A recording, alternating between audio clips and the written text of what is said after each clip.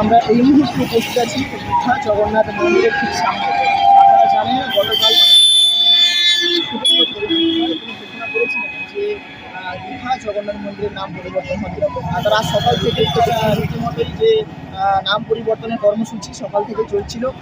এখন দীঘা জগন্নাথ নাম পরিবর্তন হয়ে দীঘার মন্দিরের নাম হয়েছে শ্রী শ্রী জগন্নাথ কালচারাল সেন্টার। আপনারা দেখতে পাচ্ছেন যে দীঘা জগন্নাথ নাম লেখা ছিল, সেটাও কিন্তু কর্মসূচি করা হয়েছে সকাল থেকে। সরাসরি আপনাদের সামনে রয়েছে আমি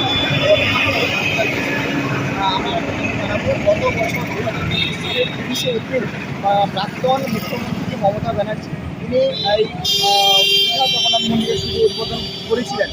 তারপরে আজ রাজ্যের পালাবদলের পরেই যে মাননীয় মুখ্যমন্ত্রী শুভেন্দু অধিকারী মহাশয় তার মতায়নে আজ দীঘা জগন্নাথ ধামের নাম পরিবর্তন করা হয়। নাম পরিবর্তন করে নতুন নাম রাখা হয় শ্রী শ্রী জগন্নাথ কালচারাল সেন্টার।